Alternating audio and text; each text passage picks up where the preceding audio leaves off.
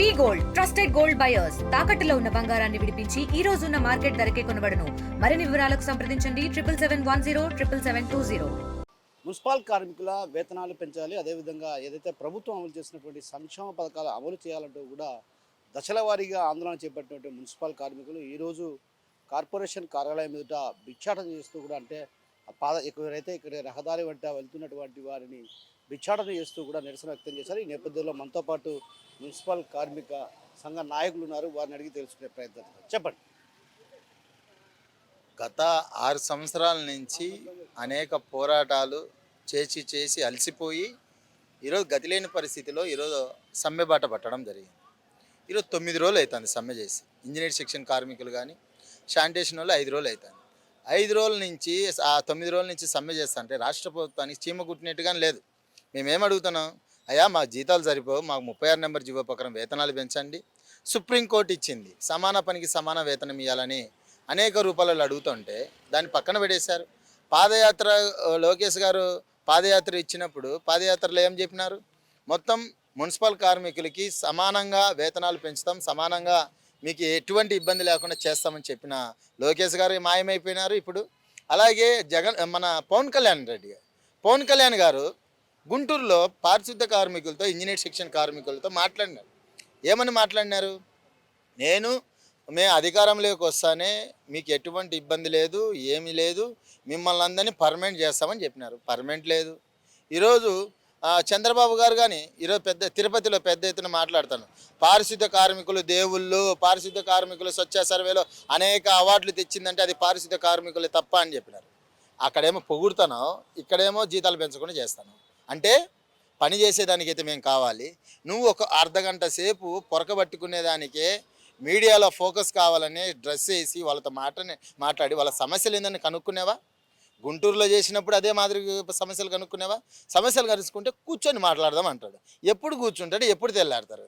ఇప్పుడు స్కూల్ ఫీజులు ఎంత ఉన్నాయి, బియ్యం ధర ఎంత ఉంది, పప్పు దినుసులు ఎంత ఉన్నాయి?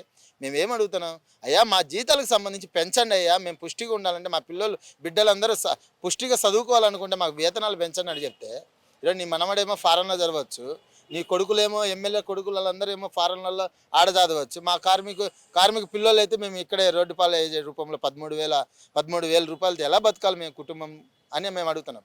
సంక్షేమ పథకాలు నా బిడ్డకు సంబంధించింది, మేము సంక్షేమ పథకాలు సంబంధించింది మేము పోయి అడిగితే నువ్వు ఎంప్లాయీని చూపిస్తుంది. ఎంప్లాయీ ఎందుకు చూపిస్తుంది బాగా చూస్తే నువ్వు ఆప్కాస్లో ఉండవు అంటారు. నువ్వు ఆప్కాస్లో అంటే మాకు ఇచ్చేది 15,000 రూపాయలతో మేము ఎలా ఆప్కాస్ ఎంప్లాయీ అవుతాం? పర్మనెంట్ చేయి, మేము ఏం అడగాం. రేషన్ కార్డులో పేరెక్కియాలనే ఎంప్లాయీని చూపించాలి. నువ్వు బెస్ట్ వెల్కి సంబంధించిన స్కూళ్ళల్లో గవర్నమెంటే విడుదల చేసిన దాంట్లో వచ్చింది, ఆ జీవో పాస్ చేసిన, ఆ జీవో పాస్ చేసినందుకు మేము అందరూ అప్లై చేసినాం, అదేమైనా పాస్ చేసినారా? ఇవన్నీ లేకుండా ఏదో టీడీపీ గవర్నమెంట్ కానీ కూటమి గవర్నమెంట్ కానీ ఎటువంటి స్పందన లేకుండా ఈరోజు ప్రయత్నం చేస్తుంది. దాంట్లో భాగంగానే ఈరోజు భిక్షాటన కార్యక్రమం చేస్తుంది.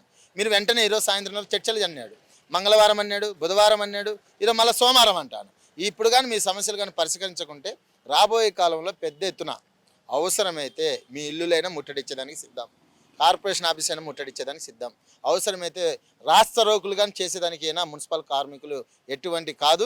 ఆ రాస్తారోకు అయిపోయిన వెంటనే చలో సీఎం క్యాంప్ ఆఫీస్కి పెడతాం, మా తాడోదేలో మా ప్రాణాలైనా అర్పించి మమ్మల్ని పర్మనెంట్ అన్నా చేయాలి, లేదా నువ్వు అనుకున్న 26,000 వేతనం అన్నా పెంచాలనే సిఐటిగా డిమాండ్ చేస్తాను. మీరు చెప్పండి. ఈరోజు రాష్ట్రంలో 9 రోజులకి చేరుకున్నది సమ్మె. ఈ సమ్మె మేమేమైనా గొంతెమ్మ కోరికలు ఏం కోరట్లేదు. చాలీచాలని జీతాలతో గత 6 సంవత్సరాలుగా కూడా మేము ఇబ్బందులు పడుతూ ఉన్నాం. 15,000 జీతం అయితే మా చేతికి వచ్చేది 13,087 రూపాయలు. 13,087 రూపాయలతో ఏ కుటుంబం బతుకుతాయి? మీ సమాన పనికి సమాన వేతనం అన్నా కనీసం 26,000 రూపాయలు కావాలని చెప్పి కేంద్ర ప్రభుత్వం ఒక లెక్క తేల్చింది. ఆ 26,000 రూపాయలు ఎట్టన్నా పోయా మాకు కనీసం 36 జీవో ప్రకారము అందరికీ 21,000 జీతమైన రావాల్సినటువంటి అవసరం ఉంది. 36 జీవోలో 24,500 జీతం ఉంది. అదైనా ఇవ్వాలని చెప్పి మా డిమాండ్ పెద్ద ఎత్తున కొనసాగుతూ ఉంది.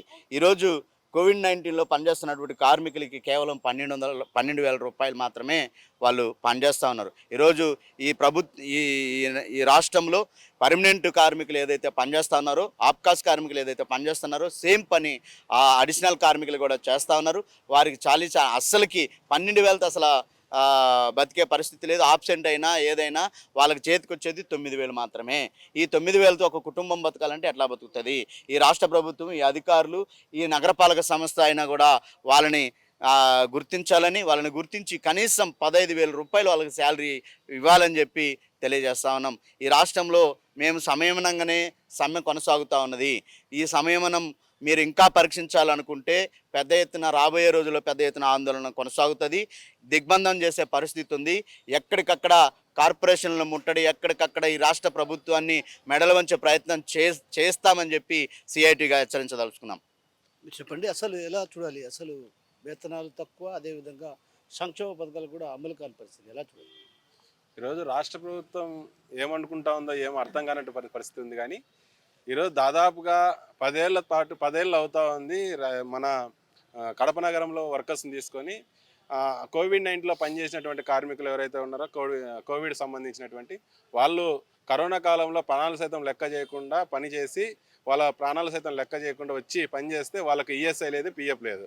అదేవిధంగా 10 ఏళ్ల నుంచి ఒక్క ఆఫీస్లో ఒక్కటి కూడా రిక్రూట్మెంట్ తీసుకోవాలి. ఆప్కాస్ కావచ్చు, పర్మనెంట్ కావచ్చు, తీసుకోకుండా వాళ్ళని రిటైర్డ్ అయిన వాళ్ళ ప్లేస్లో రిక్వైర్మెంట్ చేసుకోలేదు. చనిపోయిన వారి వాళ్ళల్లో రిక్వైర్మెంట్ చేసుకోలేదు. అదే అడిషనల్ కార్మికులకు సంబంధించినట్టు జనాభా ఈరోజు కడప నగరంలో 4.5 లక్షల మంది ఉంటే కేవలం ఈడ ఉన్నటువంటి వాళ్ళు 1000 చిల్లర కార్మికులు ఉన్నారు. వాళ్ళ సంఖ్య పెరిగింది కానీ కార్మికుల సంఖ్య తగ్గిపోయింది. దాన్ని అనుగుణంగా కార్మికులు తీసుకోవాలి, వాళ్ళకు ఉన్నటువంటి ఇవ్వాలి. ఈరోజు మా పిల్లలు చదువుకోవాలన్నా, లేకపోతే మా పిల్లలు ఉన్నటువంటి చదువులు చదవాలన్నా, మాలాగా బతకూడదు అనుకోవాలన్నా ఈరోజు నిత్యావసర సరుకులు కావచ్చు, లేదంటే ఫీజులు కావచ్చు, చదువుకు సంబంధించినటువంటి ఖర్చులు కావచ్చు, కేవలం 15,000, 20,000, 24,000 రూపాయలతో ఎలా బతుకుతారు? వాళ్ళ యొక్క ఈరోజు ప్రభుత్వం గొప్పగా చెప్తా ఉంది. B4 ఇంకోటి చెప్తా ఉంది. B4 కాదు, మున్సిపల్ కార్మికుల ఇళ్లల్లో అలాంటి వాళ్ళ కుటుంబంలో మెరుగైన వైద్యం కావచ్చు, లేకపోతే విద్య కావచ్చు, లేకపోతే పౌష్టికాహారం కావచ్చు, అవన్నీ లేకుండా నువ్వు ఎన్ని సంక్షేమాలు పెట్టినా కూడా లేనటువంటి పరిస్థితి. మున్సిపల్ కార్మికులు ఆప్కాస్ అనే విధానం తీసుకొచ్చిన తర్వాత దాంట్లో ఆప్కాస్ అని చూపించడం లేదు, కేవలం గవర్నమెంట్ ఎంప్లాయ్ అని చూపిస్తుంది. దాంట్లో ఆప్కాస్ ఎంప్లాయ్ అని చూపిస్తే సంక్షేమ పథకాలు వర్తింపజేయచ్చు. మాకు సంక్షేమ పథకాలు వర్తింపజేయడం పర్వాలే, మమ్మల్ని రెగ్యులర్ చేయాలని చెప్పి సిఐటిగా రాష్ట్ర ప్రభుత్వాన్ని కోరుతాను. ఇప్పటికే దాదాపు పవన్ కళ్యాణ్ గారు ప్రతిపక్షంలో ఉండి అనేక మార్లు మున్సిపల్ కార్మికులతో సదస్సులు పెట్టడం జరిగింది. నేను వస్తానే మీ సమస్యలు పరిష్కరిస్తామని చెప్పి పవన్ కళ్యాణ్ గారు చెప్పారు.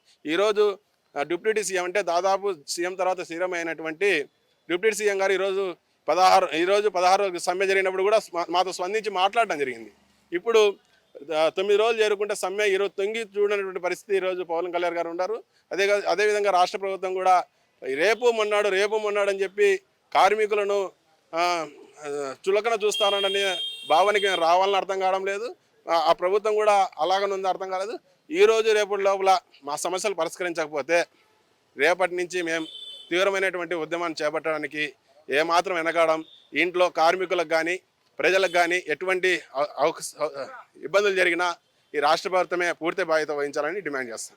AP municipal workers and employees federation CIT అనుబంధం రాష్ట్ర కమిటీ పిలుపులో భాగంగా గత 9 రోజుల నుంచి మా న్యాయమైన సమస్యలు పరిష్కరించమని ప్రభుత్వానికి అనేక రూపాయలు వినతి పత్రాల రూపంలో ఇచ్చినా కూడా, అనేక రూపాల్లో సమస్యలు వివరించినా కూడా రాష్ట్ర ప్రభుత్వం పట్టించుకోలేదు.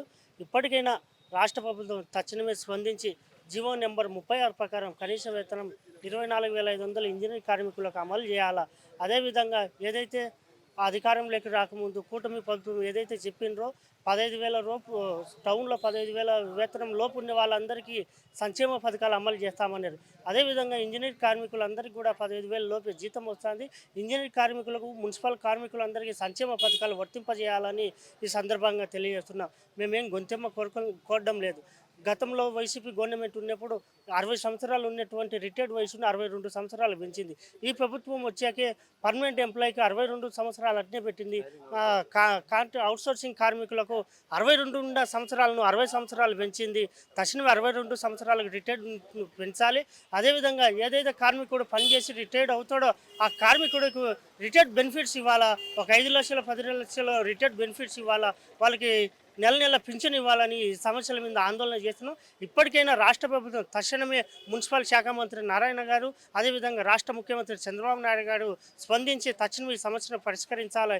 లేని పక్షంలో రేపు నుంచి ఈ ఆందోళన పెద్ద ఎత్తుగా ఆందోళన పోతామని ఈ సందర్భంగా తెలియజేస్తున్నాం. ప్రధానంగా ఏదైతే కార్మికులు ఉన్నటువంటి సమస్యలు పరిష్కరించే దిశగా అడుగులు వేయాలి. ఎందుకంటే గత కొంతకాలంగా కూడా కార్మికులు అడుగుతున్నటువంటి గొంతమ్మ కోరికలు అయితే కాదు, ప్రధానంగా ఇక్కడ ఏదైతే వేతనాలు పెంచాలన్నటువంటి డిమాండ్ చేస్తున్నాం. అయితే ఎక్కడా కూడా అది అమలు కాని పరిస్థితి. అంటే ప్రభుత్వం వైపు మీనవేషాలు లెక్కిస్తుంది. ఇదే విధంగా వ్యవహరిస్తే మాత్రం ఖచ్చితంగా రాబోయే రోజుల్లో ప్రతిఘటించక తప్పదు. ఉద్యమాలను తీవ్రతరం చేసి ప్రభుత్వాన్ని ఎండగడతామన్నటువంటి విషయాన్ని మనతో పాటు ఉన్నటువంటి కార్మిక సంఘాల నేతలు చెప్తున్నారు. హరితో కిషోర్, RTV, కడప నుంచి.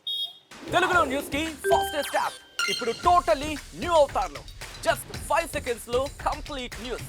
సోషల్ మీడియాలో ట్రెండ్స్ కి one stop solution. Live TV app voice search option తో ఇప్పుడే డౌన్లోడ్ చేయండి లేదా అప్డేట్ అయిపోండి. యాప్ లింక్ డిస్క్రిప్షన్ లో ఉంది.